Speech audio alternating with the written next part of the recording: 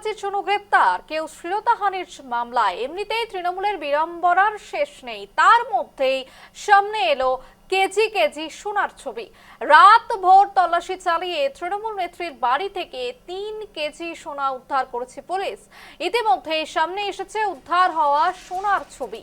Police সূত্রে খবর, তৃণমূল নেতা তথা বিধাননগর পুর নিগমের চেয়ারপারসন সব্যসাচী দত্তের বিরুদ্ধে তদন্ত চালাতে গিয়েই উদ্ধার হয়েছে সেই সোনা। রাতভর তল্লাশি চালানো সব্যসাচী দত্তকে সঙ্গে নিয়েই নদিয়া জেলা পরিষদের সদস্যা তৃণমূল নেত্রী টিনা ভৌমিকের বাবা কাঞ্চন ভৌমিকের বাড়িতে এবং যায় পুলিশ, এবং তিনি একজন বস্ত্র ব্যবসায়ী।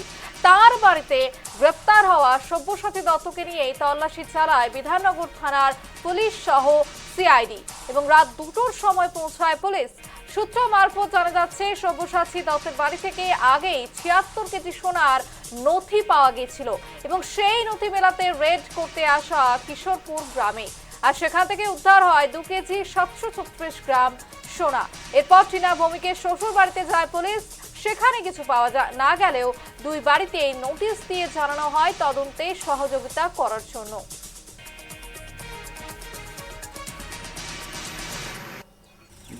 দেখছি দরজা ধাক্কাচ্ছে, শব্দ হইল একটা। আমি আমার ওয়াইফকে বললাম কি যাও তো দেখো তো, মনে ডাকছে। হ্যাঁ, খুলে দিয়েছে, আমি উঠলাম, উঠে দেখছি যে পুলিশের গাড়ি, সব পুলিশ এসছে, গাড়ি লজের সামনে পুলিশ, ওখান থেকে লাইটে দেখা যাচ্ছে সব। দিয়ে বললো আমাদের কাছে সার্চ ওয়ারেন্ট আছে, আমরা সার্চ করবো। করেন, ওয়ারেন্ট আমার দেখার দরকার নেই, আপনি সার্চ করেন।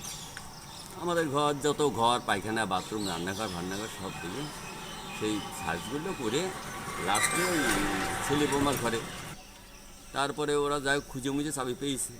পাওয়ার পরে ওই নাতির এই যে ছোটো ছোটো আংটি, ছোটো ছোটো চেন, যারা ওই অন্নপ্রাশনে বা জন্মদিন, প্রতি বছর জন্মদিন করা হয়, ওর মণি দেয়, পিসি দেয়, ওই সবাই দেয় আর কি, আত্মীয় স্বজন যারা আছে দেয়, সেইগুলা ছিল।